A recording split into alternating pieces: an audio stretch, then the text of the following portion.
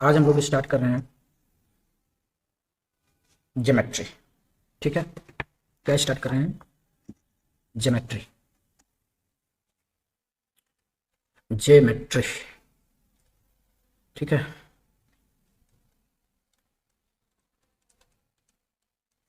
तो ये क्या होता है? स्टडी ऑफ फिगर्स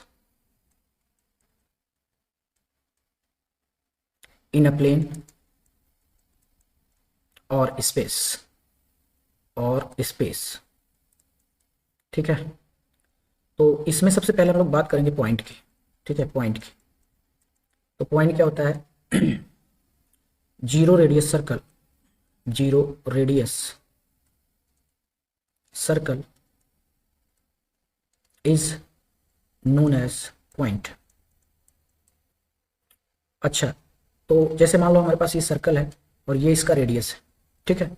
अब रेडियस कम करते जाओ तो ये सर्कल बनेगा, और कम करोगे तो ये रेडियस, ओ ये सर्कल बनेगा, फिर फाइनली आप यहाँ सेंटर पे पहुंच जाओगे। ठीक है। तो ये पॉइंट होगा बेसिकली। अब पॉइंट का नोटेशन किससे करते हैं? नोटेशन, नोटेशन जो है इसका डॉट से किया जाता है। पॉइंट का नोटेशन किससे होता है? डॉट से होता है। ठीक है, ये इसका नोटेशन है। इस नोटेशन की खास बात क्या है कि इसके पास no length, no length, breadth और हाइट। ठीक है, और हाइट कुछ भी नहीं होता। और इसका एरिया क्या हो जाता है? जीरो होता है। एरिया कितना होता है? जीरो होता है। ठीक है, एरिया कितना होता है? जीरो होता है। उसके बाद जो है हम लोग बात करते हैं कि लाइन क्या होता है, व्हाट इज लाइन। ठीक है, तो लाइन क्या होता है? Locus of, locus of points in same level. ठीक है, जैसे मान लो ये पॉइंट है, ये पॉइंट है, ये पॉइंट है, ये पॉइंट है, ये पॉइंट है, ये पॉइंट है, ढेर सारे पॉइंट है।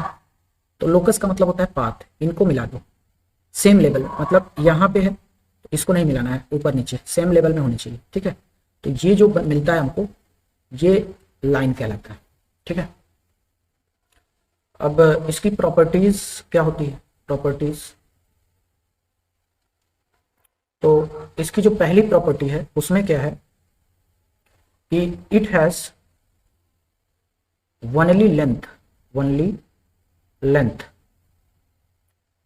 एंड इसमें ब्रेड्थ नहीं होती, नो ब्रेड्थ। ठीक है, इसमें ब्रेड्थ नहीं होती, चौड़ाई नहीं होती, केवल लेंथ होती है। ठीक है। तो area through line, through line कितना हो जाएगा?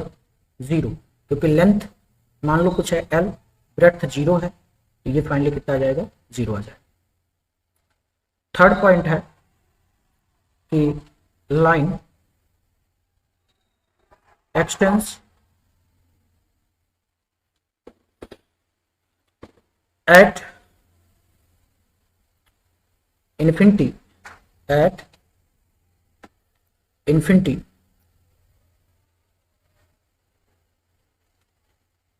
from any selected point into the line। Line क्या मीनिंग है इसका? जैसे ये हमारे पास एक लाइन है, तो यहां पे मैंने पॉइंट ए ले लिया, तो आप पॉइंट ए के राइट में जाओगे तो भी ये इन्फिनिटी तक जाएगा, पॉइंट ए के लेफ्ट में जाओगे तो भी ये इन्फिनिटी तक जाएगा, इस इन्फिनिटी तक एक्सटेंड करेगा। ठीक है। तो अब जो है नोटेशन लाइन का किससे करते हैं उसको जरा समझते हैं। ठीक है, नोटेशन ऑफ लाइन, नोटेशन। तो मान लो ये हमारे पास कोई लाइन है ए बी। ठीक है, तो इसको नोटेट करेंगे, ए बी के ऊपर डबल एरो लगा देंगे। ठीक है, एरो ऑफ डबल हेड, तो ये इसका नोटेशन हो गया। ठीक है। अब बात करते हैं रे की। ठीक है, रे। तो रे क्या होता है? It is part of line originating from a point and goes to infinity। ठीक है, ये एक लाइन है हमारे पास और इस पे मैंने कोई पॉइंट सेलेक्ट कर लिया O। तो ये जो आपको दिख रहा है ये ओ ए जो है ये क्या है, एक रे है। एक क्या है, रे है। अगर ओ ए रे है तो ये ओरिजिनेशन पॉइंट है, ओरिजिनेशन पॉइंट। ठीक है, इसका पॉइंट ऑफ ओरिजिनेशन होता है। और ए क्या है, जहां पे ये एंड हो रही है, ऐसा माना जाता है कि इन्फिनिटी पे ये लाइन खत्म होगी, तो ये पॉइंट ए है। इसका नोटेशन कैसे होगा, तो ओ ए के ऊपर आपको एरो बनाना होगा।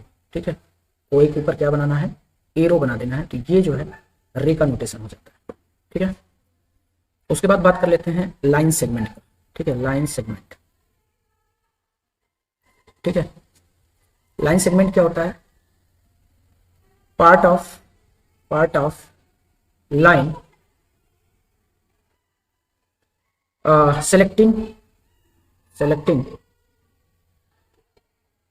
Any two points with finite distance. ठीक है, अब जैसे ये मान लो हमारे पास ये लाइन है। ठीक है, दिस इज अ लाइन और इस पे हम दो पॉइंट सेलेक्ट कर लेते हैं, एक ए पॉइंट और एक बी पॉइंट। तो ये जो ए बी है ना, ये लाइन सेगमेंट है। ये क्या है, लाइन सेगमेंट। क्या है, लाइन सेगमेंट है। ठीक है, इसको डिनोट कैसे करेंगे, ए बी के ऊपर ऐसे। ठीक है, एक लाइन खींच दो तो इसका नोटेशन हो जाता है इसका लाइन सेगमेंट। ठीक है, तो अगर मैं बात करूं एक नोट पॉइंट की, तो वो नोट पॉइंट क्या होगा जरा समझते हैं। नोट पॉइंट क्या होगा, ठीक है, what should be the note point. यहाँ पे नोट पॉइंट क्या होना चाहिए, तो आपको बता दें कि नोट पॉइंट जो होगा वो ये होगा कि लाइन जो है ये इसका सबसेट कौन होता है, रे होता है। और फिर इससे इसका सबसेट कौन होता है, लाइन सेगमेंट होता है। लाइन सेगमेंट होता है। फिर सबसे छोटा कौन होता है, पॉइंट होता है। ठीक है, तो ये इनका ऑर्डर है। अगर मैं ये तो सबसेट से समझाया गया, अगर वेन डायग्राम बनाऊं, वेन डायग्राम में ये लाइन होगा यूनिवर्सल सेट। ठीक है, उसके अंदर ठीक है रे होगा, फिर लाइन सेगमेंट उसके अंदर होगा, फिर पॉइंट उसके अंदर होगा। ठीक है, अगर मैं वेन डायग्राम से समझाऊं तो ये लाइन हो गया, ये क्या है, रे है, और ये क्या है, अंदर वाला लाइन सेगमेंट है। ठीक है, सेगमेंट है, और उसके अंदर वाला क्या है, एक मिनट, रे हो गया, लाइन सेगमेंट हो गया, और ये जो सबसे अंदर वाला है ये क्या है, तो ये पॉइंट। ठीक है, तो ये पूरा इनका रिलेशन है तीनों का, समझ गए। दूसरे अगर नोट पॉइंट की मैं बात करता हूं तो ध्यान से समझना, ये वाला नोट पॉइंट क्या है। मैं यहाँ पे लाइन बना रहा हूं, ठीक है, या पॉइंट से स्टार्ट कर देते हैं। ठीक है, पॉइंट से स्टार्ट करो, पॉइंट है, ये पॉइंट, फिर उसके बाद जो है लाइन है, फिर ट्राइंगल है, क्या है, ट्राइंगल। ठीक है, ये लाइन है, और फिर उसके बाद क्या है, ट्राइंगल है। ठीक है, और उसके बाद जो है ट्राइंगल के बाद क्या है, ट्राइंगल के बाद जो है क्वाड्रिलेटरल है। कौन है, क्वाड्रिलेटरल। ठीक है, क्वाड्रिलेटरल। उसके बाद जो है पेंटागन है। ठीक है, पेंटागन, और dot dot dot dot dot dot. जब पॉलीगन की इन्फिनाइट साइड हो जाएगी तो उसको हम लोग सर्कल बोलते हैं। ठीक है, तो क्वाड्रिलेटरल कैसे बनेगा, ऐसे 4 भुजाएं होंगी। पेंटागन में क्या होगा, 5 भुजाएं होंगी। ठीक है, 5 भुजाएं हो जाएंगी, और सर्कल में क्या होती है, भुजाओं की संख्या इन्फिनाइट हो जाती है, साइड क्या हो जाती है, इन्फिनाइट हो जाती है, तब ये सर्कल बन जाता है। तो जैसे जैसे आप ऊपर से नीचे आओगे तो क्या होगा, एरिया इंक्रीज करेगा। एरिया क्या करेगा, एरिया इंक्रीजेस। ठीक है, तो सबसे कम एरिया इसका 0 होगा और इसका सबसे मैक्सिमम एरिया, ठीक है, मैक्सिमम एरिया। बाकी अब ध्यान देना, एक चीज पहले समझ लो, मैं एक चीज यहाँ पे ध्यान देना कि ये मान लो 20 सेंटीमीटर है, तो इसका पेरीमीटर भी कितना है, 20 सेंटीमीटर है। इसका भी पेरीमीटर कितना है, 20 सेंटीमीटर है। इसका भी पेरीमीटर कितना है, 20 सेंटीमीटर है। इसका भी पेरीमीटर कितना है, 20 सेंटीमीटर। मतलब इसी लाइन से ही हम सारी ज्योमेट्री को क्रिएट किए हैं, तब इसका मैक्सिमम एरिया होगा। इस चीज को ध्यान रखना, ठीक है, नहीं तो बच्चे भूल जाते हैं, इसको भूलना नहीं है। अब थोड़ा सा हम लोग बात कर लेते हैं बेसिकली एंगल के बारे में। एंगल क्या होता है इसको समझते हैं, ठीक है। तो आप इसको जो है ऐसे समझ सकते हो कि द इंक्लाइनेशन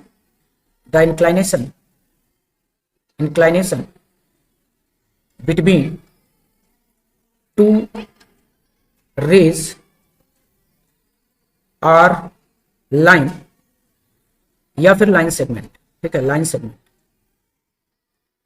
इज एंगल, इसको एंगल बोलते हैं। अब ध्यान देना, इंक्लाइनेशन एंगल की अगर मैं बात करूं, जैसे मान लो एक रे ये है और एक रे ये है, ये OA है और ये OB है, तो यहां पे दो एंगल बनेंगे, एक तो ये वाला एंगल बनेगा और दूसरा ये ग्रीन कलर वाला एंगल बनेगा, ठीक है। एक ग्रीन कलर वाला है और एक रेड कलर वाला है, ठीक है। तो एंगल किसको कहते हैं, ध्यान से समझना।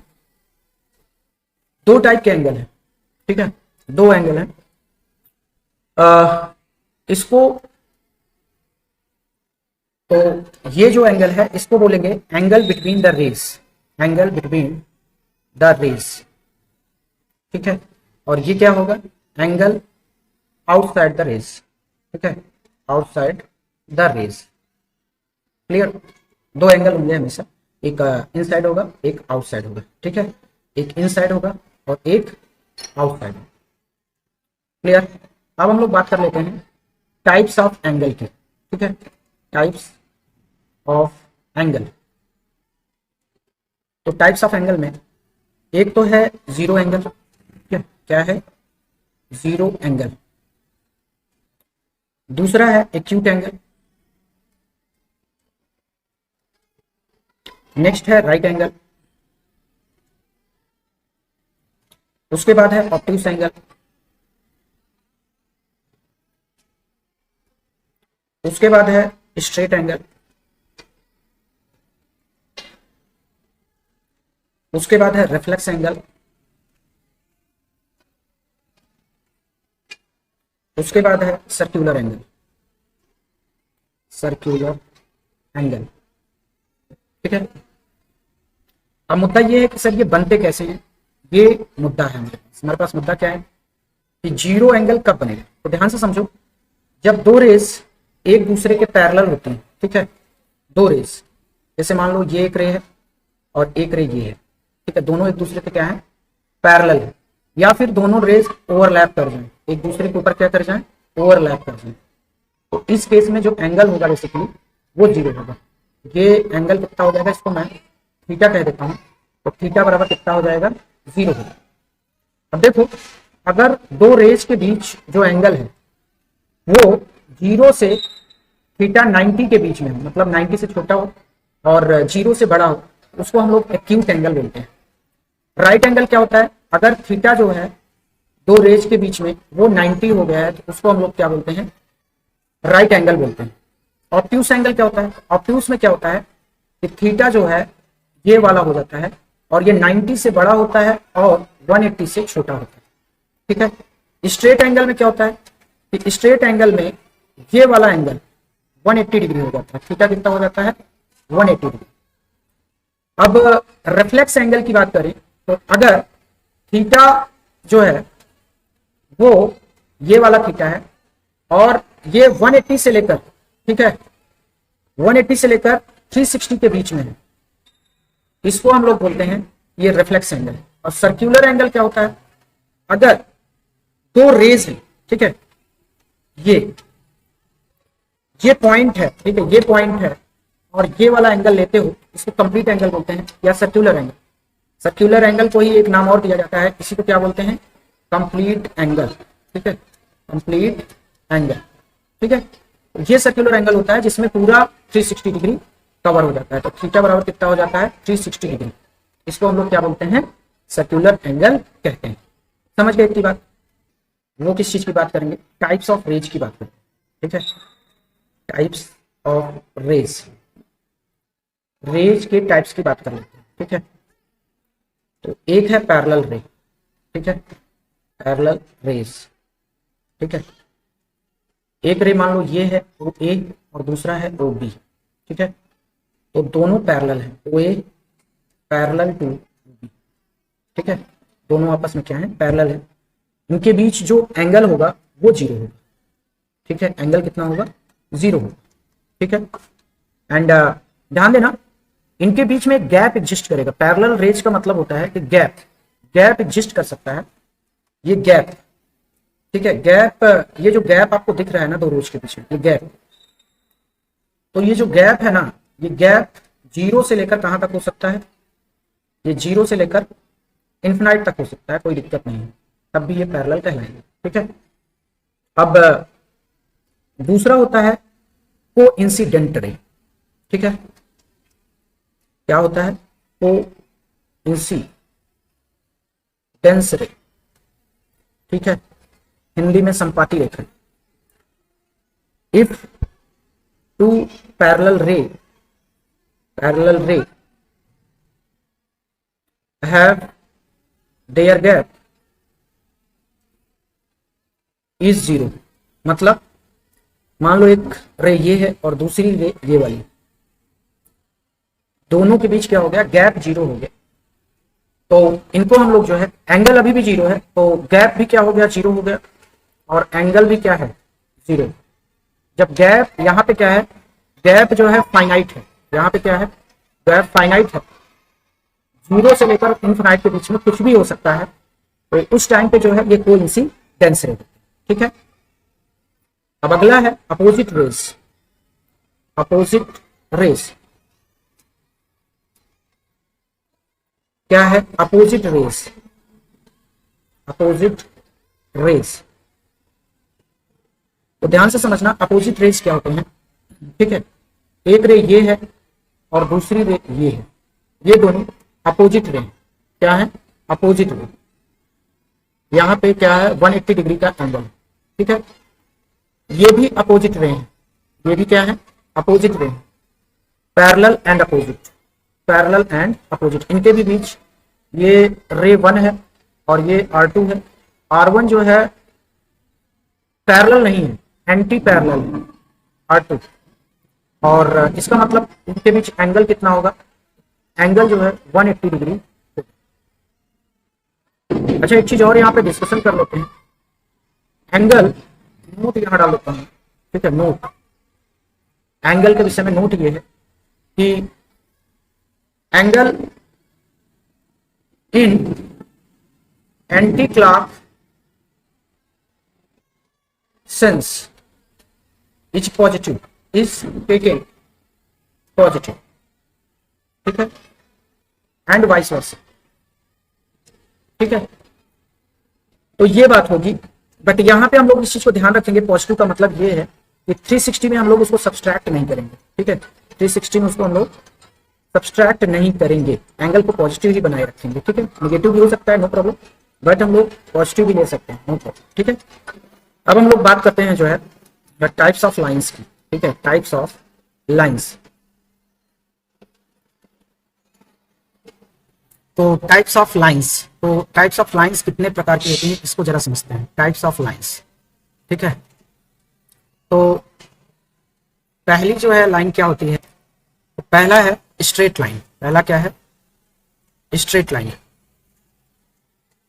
Straight line. तो स्ट्रेट लाइन का डिफिनीशन क्या है कि distance between two points is minimum. अगर मिनिमम है तो ये स्ट्रेट लाइन। अगला क्या है अगला है नेक्स्ट है कर्व्ड लाइन। क्या है कर्व्ड लाइन तो देखो लाइन को अगर थोड़ा सा मोड़ दिया जाए ऐसे, इसको हम लोग कर्व लाइन बोलते हैं। क्या बोलते हैं? कर्व। इसको क्या बोला जाता है? Curve line. ठीक है, लाइन को मैंने, जो स्ट्रेट लाइन थी इसको मैंने थोड़ा सा मोड़ दिया है। ठीक है, मुड़ाव आ गया है इसमें। तो जब मुड़ाव आ जाता है तो इसको स्ट्रेट लाइन बोला जाता है और कर्ड लाइन बोला जाता है। इसको क्या बोला जाता है? Curved line. ठीक है, और अगर यहाँ पे दो पॉइंट को मिलाओगे तो ये जो डिस्टेंस होगी ना, ये जो डिस्टेंस हो, जब आप इन दो पॉइंट्स को मिलाओगे तो ये जो डिस्टेंस है ये बेसिकली मिनिमम होगी। ये पॉइंट है, ये पॉइंट है, दोनों के बीच डिस्टेंस क्या होगी? मिनिमम होगी। अगर मैं इसको ए बी कहता हूं पॉइंट, इन दोनों के बीच जो डिस्टेंस है वो बेसिकली क्या है? मिनिमम है। ठीक है, डिस्टेंस मिनिमम है। समझ गए? और इस चीज को हम लोग क्या बोलते हैं? जो ब्लू कलर में है ये हमेशा ए बी की लेंथ से ज्यादा होगा। अगर मैं इसको सी कह देता हूं तो length of A C B हमेशा ग्रेटर देन होगा लेंथ ऑफ ए बी के। ठीक है, लेंथ ऑफ ए बी के हमेशा बड़ा होगा। इसको हम लोग कर्ड लाइन बोलते हैं। समझ गए इतनी बात? आगे हम लोग बात करते हैं, अगला है थर्ड, पैरेलल लाइंस। क्या है? Parallel lines. पैरेलल लाइंस, तो पैरेलल लाइंस क्या होते हैं? कि when the gap between two lines is fixed at any angle from horizontal।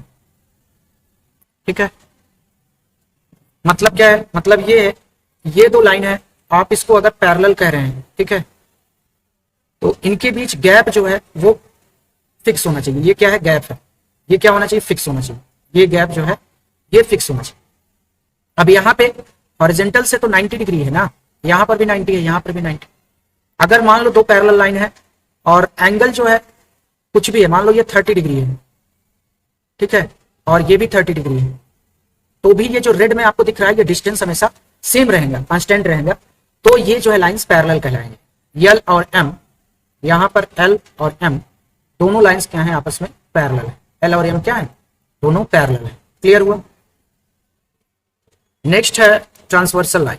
Fourth कौन सी है? Transversal line. ट्रांसवर्सल लाइन, ठीक है, तिर्यक रेखा।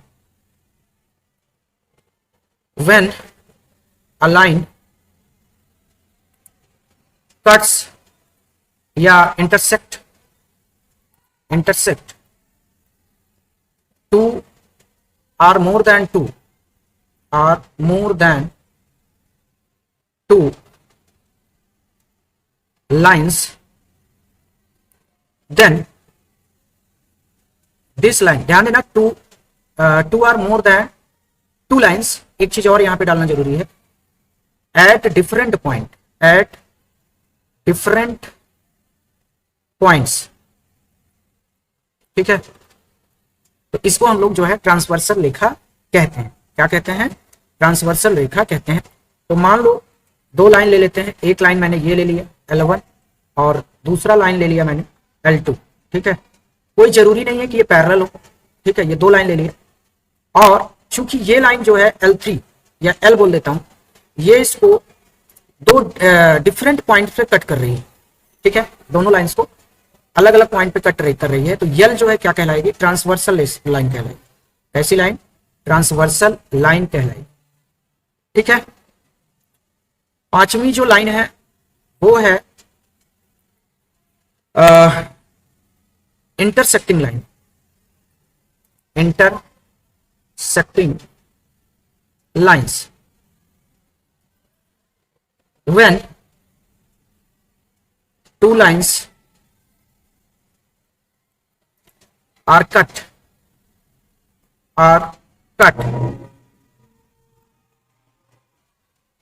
cuts at single point to each other। ठीक है, each other, मान लो एक लाइन ये है और दूसरी लाइन ये है, ये एक दूसरे को इस पॉइंट पर काट रही है, इसलिए ये क्या है? इंटरसेक्टिंग लाइन है। L1 and L2 are intersecting line, intersecting lines. Clear? Now we will talk about concurrent line. What are the concurrent line? Concurrent lines. तो ये क्या है कि if 2 are more than 2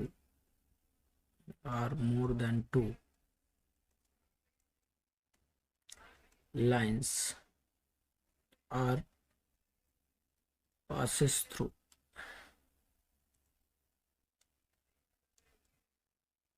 at single point, then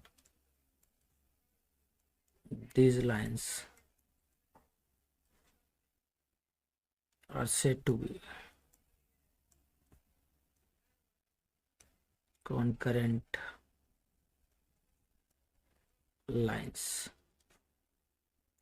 suppose हमारे पास एक ये line है, एक ये लाइन है एंड एक ये लाइन है। This is L1, L2 and L3। अब ये इस फिक्स्ड पॉइंट से पास हो रही हैं, that was L1, L2, L3 क्या है? कॉनकरेंट। ठीक है, कॉनकरेंट का क्या मतलब होता है? संगामी।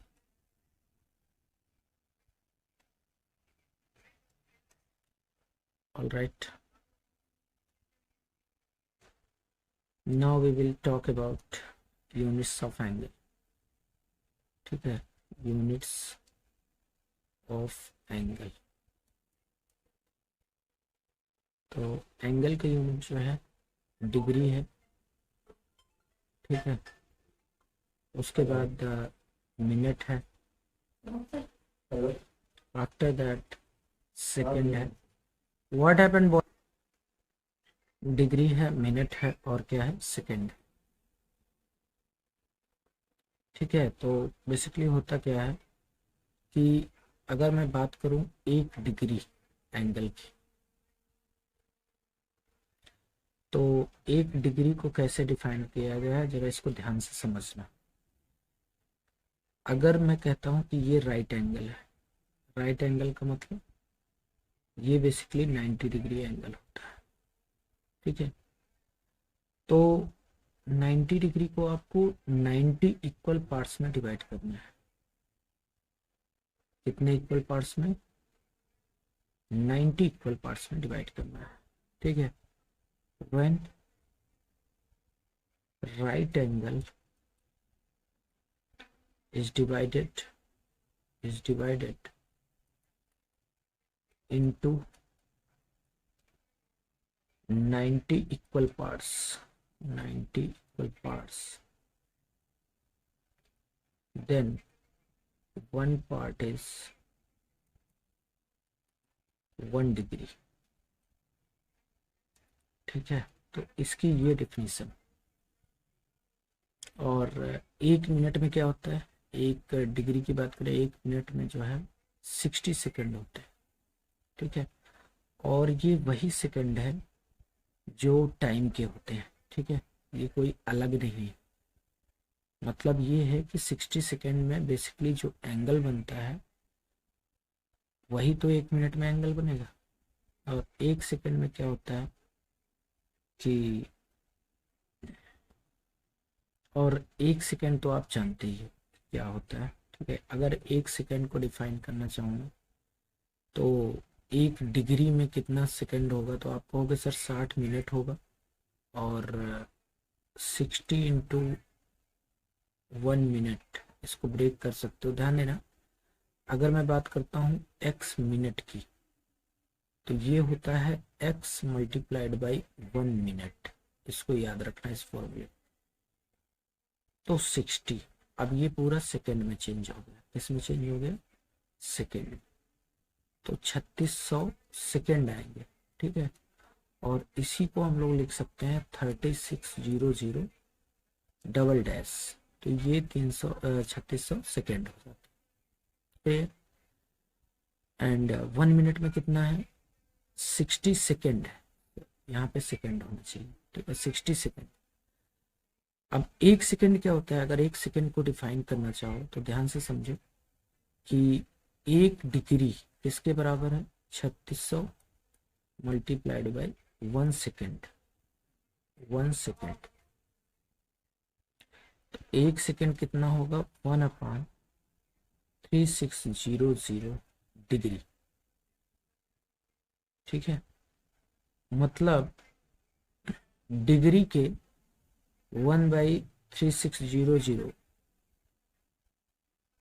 पार्ट को हम लोग क्या बोलते हैं 1 सेकेंड बोलते हैं, ठीक है। एंगल का एक और डिवीजन है, ठीक है, another division of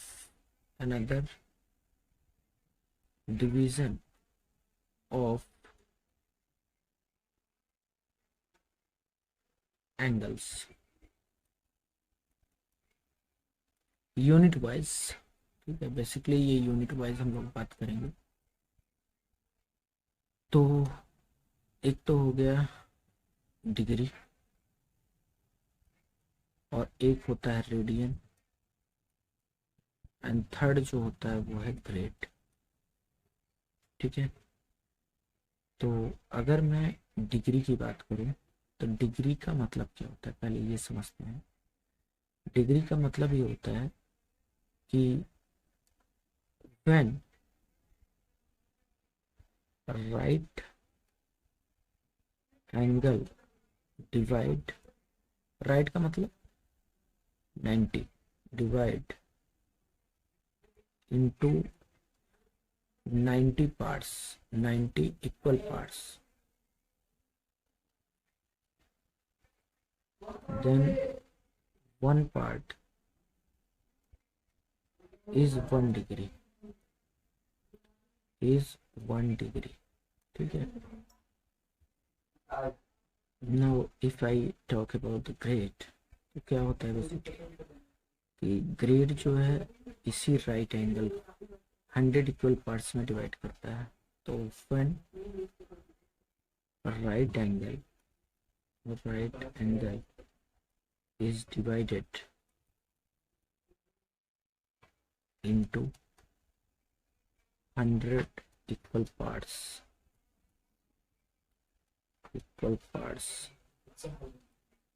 then one part is known as 1 grade।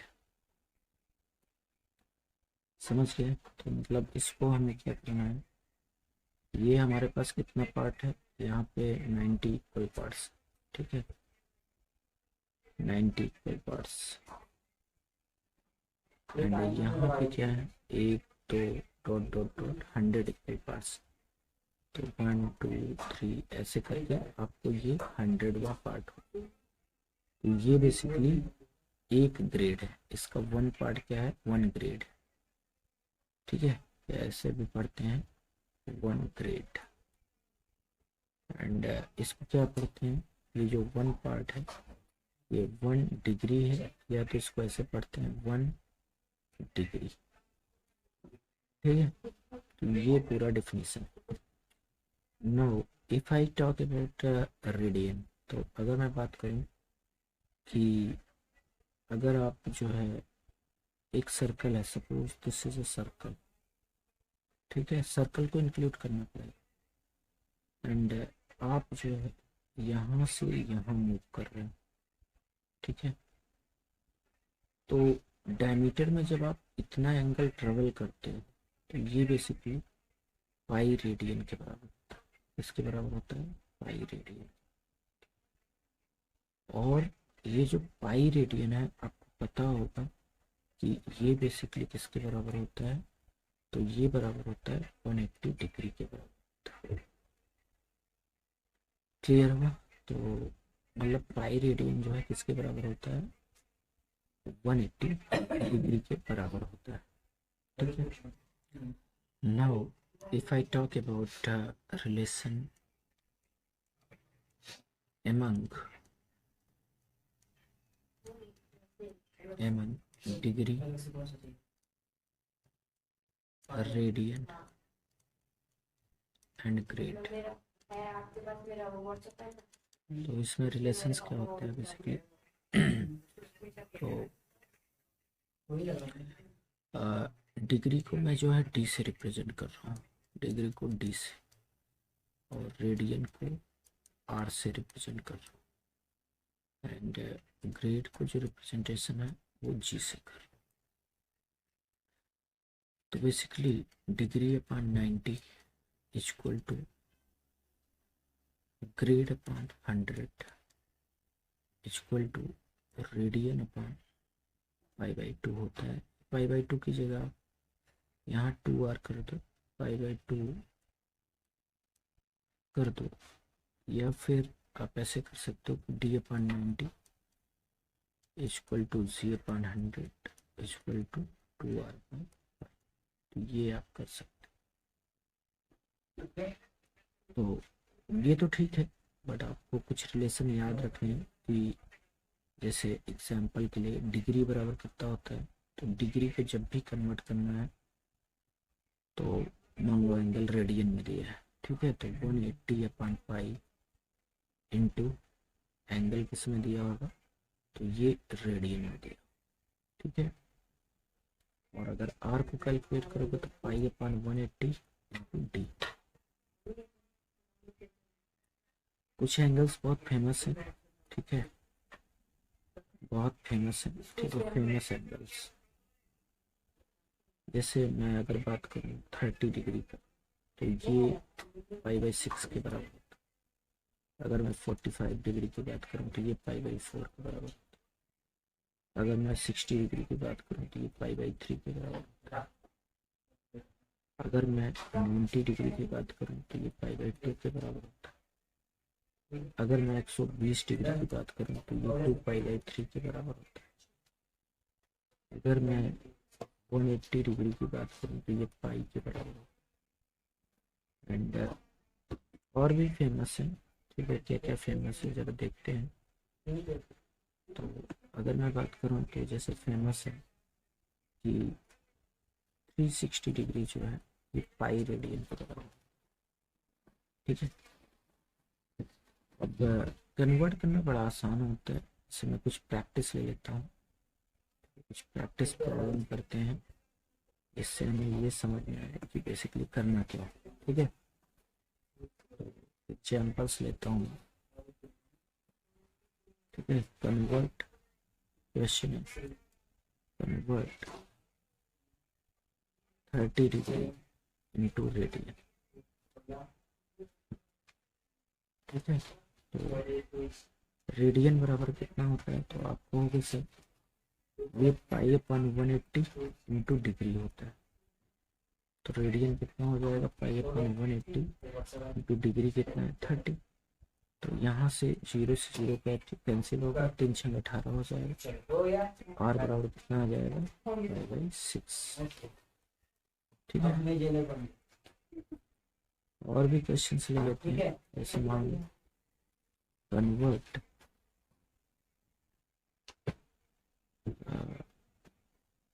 Pi radian. अच्छा, यहाँ पे रेडियन को कभी कभी सर्कुलर में भी रिप्रेजेंट करते हैं इनटू डिग्री। अगर मैं डिग्री में कन्वर्ट करता हूँ तो इसका सोल्यूशन कैसे होगा, ध्यान से समझिए।